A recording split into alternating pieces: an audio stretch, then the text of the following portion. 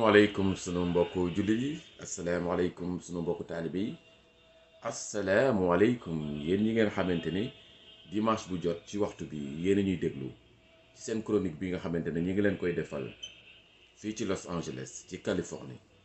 ci ndimbalu rajo bi nga xamante ni mooy sunu kër FM. xam ngeen ni nag dimanche bi ñu génnoon ñëwoon nañu ci waxtaan bi indil leen ki nga xamante ni mooy dundu Maam Mor Anta Saly Mbacké ibnu Maam Balla Aïcha mi nga xamante ni waxoon nañu leen ni Maam Balla mooy caatu Maam Maaram Mbacké. Ci dimanche bi ñu génn nag ñëwoon nañu tuuti ci taarixu li nga xamante ni mooy dundu ki nga xamante ni mooy waajuru Xaadimu Rasuul Cheikh Ahmadou Bamba di Maam Mor Anta Saly. wax leen fi mu juddoo Mbàkke Bawol, wax leen fi nga xamante ne yépp fa la jànge ba dem ci Ahmadou Bamba Sall, wax leen aussi fi nga xamante ni fa la jëkk ubbi daaraam muy Mbàkke Bawol ba 1854 mu dem fi nga xamante ni moom mooy Xuru Mbàkke. wax ni leen nag Xuru Mbàkke foofu la jóge ànd ak ki nga xamante ni mooy Maba Jaxu ba ni mu sance Poroxaan ba nga xamante ni fi mu jaar muy Poroxaan jaar Pataar jaar fi nga xamante ni ca wetu Njaañ mujje fi nga xamante ni mooy Mbàkke Kajoor fi nga xamante ni fi lañ ko denc en 1881. di leen doon wax ne nag ki nga xamante ni mooy Maam Mor Anta Saly mi nga xamante ni moom la ñu commencé woon waxtaan bi di leen wax ne nag jàngalekat la. ku wax jàngalekat wax defarkatu nit, waaye aussi doonoon na koo xamante ni attekat bu mag la. attekat boo xamante ni dafa am koo xamante ni moom la nekkaloon muy Maba Jaxu Ba moo ko joxoñ ki nga xamante ni moom mooy Lat Joor. moo tax ma ni leen finalement waxtaane ki nga xamante ni mooy Maam Mor Anta Saly dangay waxtaane ñaari kàngam yi nga xamante ni ñoo jàppoon pouvoir, muy le pouvoir spirituel ak le pouvoir temporel. Maam Mor Anta Saly Mbacké ak xam-xam bu bari ba ak maandute ga comme ni ko Xaadimu Rasuul Cheikh Ahmadou Bamba seedeel mu mën a nekk ak ki nga xamante ni mooy Maba Jaxu Ba. Maba Jaxu Ba daanu som 1867 dinañ ci ñëwaat tuuti ci kanam. mu mën a am ki nga xamante ni moom mooy Lat Joor, waaye mel na ni ki nga xamante ni mooy Maam Mor Anta Saly ki defoon joxoñ bi mooy Maba Jaxu Ba. finalement waxtaane Maam Mor Anta Saly mooy waxtaane ñaar ñoo xamante ni ñëpp ku ci nekk rek liggéeyal nga Sénégal liggéey boo xamante ni bu rëy la. mel na sax dafa mel ne réew mi dañu leen a xaw a fàtte ci liggéey bu rëy bi nga xamante ni def nañ ko. d'abord ki nga xamante ni mooy Maba Jaxu Ba intronisé imam à l'âge de 28 ans. Lat Joor intronisé Damel di Kayoor à l'âge de 16 ans. ñaar fukki at ak juróom-ñett ci la ki nga xamante ni mooy Maba Jaxu Ba doon li nga xamante ni moom mooy imam. bu njëkk nag ni ñuy désigner imam bokkul ak léegi nga xamante ni dañuy désigner imam, parce que booba fekk na li nga xamante ni moom mooy Saalum nekk nañ ci fitna boo xamante ni li nga xamante ni mooy ceddo yi ñoo leen ko teg. nga xamante ni moom ay rakkam ñoo dem jëli ko fi nga xamante ni fi la nekkoon muy au Jolof pour mu ñëw ginnaaw bi nga xamante ni Njóogu Ampaté ba bàyyam wàcc na liggéey te dénkaane woon ko pour sauver ko. parce que Maba Jaxu Ba bi mu nekkee xale déjà avant muy rencontrer El Hadji Omar Foutiyou Tall commencé na di wax baayam naan ko lu tax mënu leen a jullee fi nga xamante ni mooy ci place publique yi nga xamante ni buur bi Jeneba Maroon bi nga xamante ne ay ceddu la dañ ko bañoon. ku jullee ci public bi dañ lay rey, boo bëggee julli daal mën nga dugg sa nekk julli. donc Maba Jaxu Ba bi mu ñëwee c'était pour relever les défis avant muy dajeek El Hadji Omar Foutiyou Tall en 1846 c'est vrai. donc Maba Jaxu boobu nag nga xamante ni moom moo def joxañ bi ni Lat Joor bu fekkee da ngay wut xaalis jëlal ki nga xamante ne mooy Maam Mor Anta Saly Mbacké. donc Maba Jaxu boobu nga xamante ni waxoon naa leen taawam Sayer Matiba Maam Mor Anta Saly moo ko jàngal. te Sayer Matiba mi ngi tëdd fi nga xamante ni moom mooy Gambie Bakawu. waaye aussi di ngeen xam ni Sayer Matiba ki nga xamante ni mooy benn soxnaam Yacine Kane mi ngi doon ki nga xamante ni doomu la Ahmadou Binta Kane. Ahmadou Binta Kane Anta Saly Kane ay mag ak rakk lañu. ki nga xamante ni moo jur ki nga xamante ni mooy Maam Mor Anta Saly ak soxnas ki nga xamante ni mooy Sayer Matiba di taawu ki nga xamante ni mooy Maba Jaxu Ba Yacine Kane Ahmadou Binta Kane. boo demee ci Minanul Baaxul Xaddim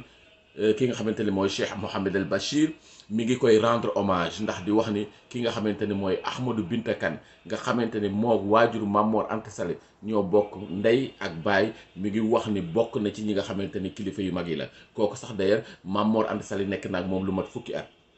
fi nga xamante ni mooy Njéekaan Ahmadou Binta Kane soxna Guèye Kane bi jur sëñ Samba Tukulër Ka waaye aussi ki nga xamante ni mooy soxna Sadio Kane bi nga xamante ni moo jër ki nga xamante ni mooy Serigne Pire finalement donc deret jaxasoo na ki nga xamante ni mooy Maba Diakhou Ba ak ki nga xamante ni mooy Mamor Anta Sali loolu sax xëy na tax na loolu moo tax sax mu jël ki nga xamante ni mooy taawam bi jox ko ki nga xamante ni mooy Mamor Anta Sali mu jàngal ko waaye aussi xam ngeen ni ki nga xamante ni mooy Maba Diakhou Ba bi muy def progression bi ba dugg fi nga xamante ni mooy Gambie waxoon na ko ki nga xamante ni mooy buuru Gambie ni ko nag jamono bu ñëwee ba Sénégal xat ndaxte bi ngi ñëw moom gisoon na lépp wàllu yàlla la ni ko bu boobaa sama doom yi na nga ma leen aaral loolu moo tax bi nga xamante ni Maba Diakhou Ba daanu na som en 1867 mu metti lool xeex yi metti Sayer Matiba am ay trahison yoo xamante ni ñëw na parce que xam ngeen ni Birane Cissé général Maba Diakhou Ba dafa créé woon son armée propre di xeex ak moom d'ailleurs moo tax Lat Dior bi mu demee une deuxième fois au Saloum mënatu fa woon a nekk moo waral sax d'ailleurs Sayer Matiba ni ko Sénégal daal boo fa demee boo delluwaat réew ma kenn rek laa lay tegtal muy Cheikh Ahmadou Bamba Khadim Rasoul lu mu la wax na nga ko def lu mu la tere na nga ko bàyyi loolu moo tax Lat Dior bi mu ñëwee mu dem ci sëñ Touba wóolu ko avant muy dem deqale yooyu yëpp incha allah dina ñëw donc wax ne leen Sayer Matiba boobu nga xamante ni mi ngi tëdd Gambie te li gën a yéeme sax ci Gambie googu nga xamante ni delluwaat na fa nga xam ne bi mu gaañoo en 1896 un an après l'exil de Cheikh Ahmadou Bamba suñu maam El Hadj Abdoulaye Niass dem na ba foofu ba jaale ji ko waaw yooyu yëpp incha allah dinañ fi ñëw maam Abdoulaye Niass aussi doonoon koo xamante ni ak baayam ba Cheikh Mouhamed Niass ñu ràññeeku la ñu woon ci li nga xamante ni mooy taxawal l'islam par le jihad donc xam ngeen ni fii nga xamante ni mooy Sayer Matiba boobu nga xamante ni nee na leen Mamor Anta Sali moo ko jàngal fii nga xamante ni fi la tëdd Gambie hôtel la c'est dans un hôtel nga xamante ni tubaab bi ñu demee ba ñënd suuf soosu bay def hôtel bi ci ñuy gas gis ne fii am na bàmmeel jëmm ja nañ ko tuule woon ba bi ñuy gas hôtel bi noonu lañ ko ñu defal ko benn place boo xamante ne fa lañ ko def boo demee Gambie di nga xam ni Sayer Matiba mi ngi ci hôtel te hôtel ba ba ñu koy seet bàmmeel ba ñu ko gisee nañ ko suule woon 1896 ba léegi noonu la mel wane ni wàlliwu yàlla bu mag la moom mu ne naa leen moo takk ki nga xamante ne mooy soxna Yacine Kane bu Ahmadou Binta Kane bi nga xamante ne moo mu yaayu Mamor Anta Sali ñoo bokk ndey ak baay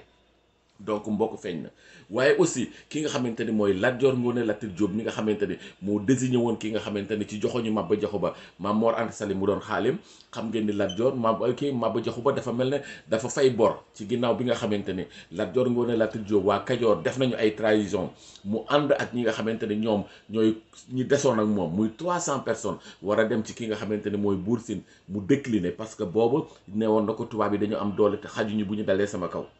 waaye mu dem ci Maba Diakhou Ba mu tuubloo ko d'ailleurs tuub googu sax am na lu bari loo xamante ni Baye Xaalima Jaxate Kala wax na ko ci donc ki nga xamante ni mooy Lat Dior Ngoné Latyr Diop bi muy jàng Kajoor la kii Maba Diakhou Ba Kajoor la jàngee donc bi mu jàngee Kajoor am na koo xamante ne dafa tooñoon li nga xamante ni moom mooy nu mu tuddati dafa tooñoon li nga xamante ni mooy sëriñu Maba Diakhou Ba ci ay tool yi mu ruuroon ba nga xamante ni Maba Diakhou Ba da xeex ak kooku ba faat ko xam ngeen ni ki nga xamante ni moo fay amande bi nga xamante ni moom mooy amande Maba Diakhou Ba bi mooy waajuru Lat Dior Diop Latyr Ngoné soxna Ngoné Latyr Fall te booba xalaatul woon sax ne ëllëg dina dem ba am doomam ji nga xamante ne bu maanaam bu jàqee dina dem ci ki nga xamante ni mooy Maba Diakhou Ba donc moo ko fayal li nga xamante ni mooy bor ba moo fay li nga xamante ni moom lañ doon laaj pour jënd deret ki nga xamante ni moom la Maba Diakhou Ba doon xeexal donc di leen wax ni finalement Lat Dior Mamor Anta Sali ak ki nga xamante ne mooy Maba Diakhou Ba deret da leen a boole wala kóllëre da leen a boole teraanga àddina da leen a boole donc loolu nag mooy li nga xamante ni dañ koy wës a saisir ci li nga xamante ne mooy histoire yi nga xam ni ki nga xamante ni mooy naan la Sayer Matiba mi ngi tëdd fi nga xamante ni mooy en Gambie mais aussi rakkam Ibra Marème Ba bi nga xamante ne waajuram wu jigéen moo doon première soxna ki nga xamante ne mooy Maba Diakhou Ba soxna Mariam Mbay nga xamante ni mi ngi ko jëlee fi nga xamante ni moom mooy au Jolof moom itam mi ngi tëdd fi nga xamante ne mooy Gambie muy les deux frères ñoom ñaar ñëpp ñi ngi tëdd Gambie nga xamante ni tey jii imam ratifu Gambie doon na ki nga xamante ni bu imam ratifu Gambie li nga xamante ne doon na bu Banjul doon na ki nga xamante ne mooy sëtu ki nga xamante ne mooy Maba Diakhou Ba l'islam jooy na Gambie. Aussi ki nga xamante ne aussi boo demee au Nioro l'imam ratib de Nioro aussi doon na ki nga xamante ne surtout Maba Diakhou Ba la. Maba Diakhou Ba avant muy daanu à Somme fi nga xamante ne en 1867 defal nañ ko xal ba moo xam ne bu demee day daanu fi nga xamante ne mooy xeex beeg Buur Sine Coumba Ndoffène Diouf waaye dafa ni woon li nga xamante ne mooy liggéeyal suñu borom boo ko xasee engagé loolu la ci fekk rek da nga koy jël amul reculer amul dellu ginnaaw. nga xamante ni taarix yu bari nag jox tubaab yi joxe nañ ko dañoo dagg yaram bi dañ ko tasaare waaye rapport bi nga xamante ni moom la Maba mooy la nga xamante ni Buur Sine defal na ko ki nga xamante ni mooy le commandant de cercle de Diourbel te ma lire ko parce que bi mu gaañoo yónnee nañ fa kenn koo xamante ne Samba Fall un interprète mu indil ko cadeau nga xam ne donc day wane ni tubaab yi ñu ngi woon ci ginnaaw Buur Sine ñoo ko jox armes yi waaye mënul woon a vaincre Maba Diakhou Ba ci contexte boobu. ñu bari taarix jàpp nañu ne Buur Sine jël na li nga xamante ne mooy kooru Maba Diakhou Ba bàyyi ko ci champ de bataille bi pendant 3 jours pour xool ba xam tan yi dinañ ko lekk wala gaynde yi waaye na mu meloon noonu la mel mu ni kii nañ ko suul fii mu xam ni maa ko man waaye gis ngeen ni tey Siin doon na loo xamante ne doon na lépp jullit wala bu doonul jullit la fa ëpp lépp dugg nañ ci diina l'islam donc liggéeyu Maba Diakhou Ba daanu na. keroog bi nga xamante ne daje naa ak ki nga xamante ne mooy sëñ Saliou Diouf bu boofu di sëtu Buur Sine Coumba Ndoffène Diouf di doon Jean Marie keroog la ma wax ni ma Birane ma ne ko mu ne ma kaay maa lay defal taarix di delluwaat gërëm Cheikh Saliou Mbacké bu baax ma nee na ma keroog bi sëñ Abdou Khader Mbacké gaañoo laa ñëw représenté église bi de Jean Marie nee na bi ma ñëwee keroog mu ni ma bàyyi lii ma jox la lu ko gën nee na keroog mer naa ndax xam naa xam-xamu ñuul lépp waaye Birane sëñ Saliou Mbacké moo ma dugal ci li nga xamante ne moom mooy l'islam ba tey jii may woote ak cant boofu parce que dem naa ba ci màggalam dem naa ba ci gàmm moom boofu gi nga xamante ne mi ngi sant sëñ Saliou Mbacké mi nga xamante ni surtout maam Maara Mbàkke la surtout maam Mor Anta Sali Mbàkke la donc di leen wax ni diine l'islam noonu la meloon muy Maba Diakhou Ba muy Lat Dior muy Sayer Matiba muy Ibra Marème bi nga xamante ni bax bi nga xamante ni ñoo tëdd Gàmbi di doomu ñi nga xamante ne ñooy Maba Diakhou Ba benn kuréel la ñu woon te noonu boo ko toppee di nga ko dem ba Pire di nga dem ba Au Jolof parce que Maba Diakhou Ba mi ngi jëlee ki nga xamante ni mooy soxna Mati Ndiaye di yaayu Sayer Matiba mi ngi ko jëlee Au Jolof dans la famille royale de Albouri Ndiaye waaye aussi xam ngeen ne soxna Mariam Mbay mi nga xam ne mooy première femme aussi elle appartient à la famille royale du Jolof donc finalement waxtaane Maam Mor Anta Sali mooy waxtaane ki nga xamante ne mooy Maba Diakhou Ba mooy waxtaane Lat Dior ci bravoure am ndaxte Lat Dior daf doon wax ne gan du tabax mooy c'était son principe gan du tabax waaye nag léegi buñ ko xoolee mbokk yi ci sunu chronique bi loolu nga xamante ne moo doon vocalu Lat Dior Ngoné Lat Dior fan la ci réew mi toll tey yaakaar naa ne gan yi dem nañu ba def lu ëpp tabax moom nañu réew mi te Lat Dior loolu la doon bañ intronisé Damel à l'âge de 16 ans ñu faat ko à l'âge de 42 ans ci loo xamante ne amoon na choix bu ko neexoon mu bañ a xeex def comme ni ñuy def daal di toog nangu li nga xamante ne moom mais il n'a pas accepté donc moo tax ñuy delluwaat suñu mbokk auditeurs yi yéen ñi nga xamante ne yéen ñuy suivre incha allah dimanche prochain dinañu ñëwaat bu baax ci Mame Mor Anta Sali attekat ak l'islam nan la waxoon attekat ak boo xoolee critères yi nga xamante ne l'islam taxawal na ko pour ku mën a atte nga xam ni Mame Mor Anta Sali bokkoon na ci góoru yàlla yu mag yi ndax qualité yooyu yëpp dajale na ko waaye aussi di delluwaat ni leen wax ni Lat Dior liñ ko def héros national du Sénégal daf ko mérité amplement malgré ak déformation historique Lat Dior mérite amplement d'être le héros national du Sénégal suñu yéene suñu yaakaar moo doon tey jii tey aéroport international bii ñu tudde Blaise Diagne ñu tudde ko Lat Dior Ngoné Latyr Diop parce que il le mérite suñu yéene moo doon tey jii fi nga xamante ne Lat Dior Ngoné Latyr Diop fi la tëdd muy deqale képp koo xamante ne am nga bac wala DFM école yi dinañu yóbbu ay visite pédagogique xale yi mën a dem foofu yendu fa ñu wax leen kan mooy Lat Dior ak fi mu jaar ñu rétablir leen la vraie histoire ndax bu ëllëgee bu ñu amee ay dirigeants ñu xam fi ñu bokk xam lan mooy réew mi xam nit ñi lan la ñu joxe ci seen deret ci seen ngor ci seen teraanga pour Sénégal doon réew moo boo xamante ne réew mu indépendant lay doon mag ñi def nañu lépp li ñu war a def waaye dafa mel ne ñun dañuy profité ci li nga xamante ne mooy liggéeyu mag ñi waaye yokkuñu ci dara te war nañ cee yokk lu bari nag di leen ziyaare di leen dellu sant di delluwaat ci kàddu yi nga xamante ne Cheikh Mountakha Mbacké wax na ko ibnu Cheikh Mouhamed El Bachir di xalif général des Mourides ci li nga xamante ne rek moom mooy tabaski yi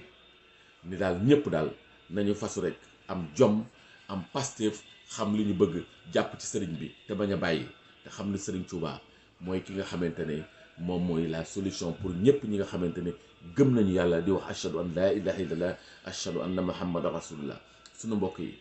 ñoo ngi leen di sant di leen gërëm di leen jox rendez-vous ba dimanche nag ñu ñëwaat ci ki nga xamante ne mooy Mame Mor Anta Saly ses qualités de juge attekat Mame Mor Anta Saly ci qualité li nga xamante ne mooy jàngalekat Mame Mor Anta Saly ci li nga xamante ne mooy qualité defar nit parce que bu doon usine ñu ni produit bi Mame Mor Anta Saly jëkk a produire teg ko jamono ji mooy Cheikh Ahmadou Bamba Khadimu Rasoul yaakaaru jaam yi loolu rek day na illustration donc incha allah mbokk yi di leen sant di leen gërëm di leen jox rendez-vous ba dimanche prochain di ñaan yàlla na yàlla def ñu fekke ay tabaski yu baree bari yàlla wéral cër yi yàlla wéral sunu xol yi yàlla musal ñu ci seytaane yàlla aar ñu jërë ngeen jëf ba dimanche prochain incha allah ci beneen chronique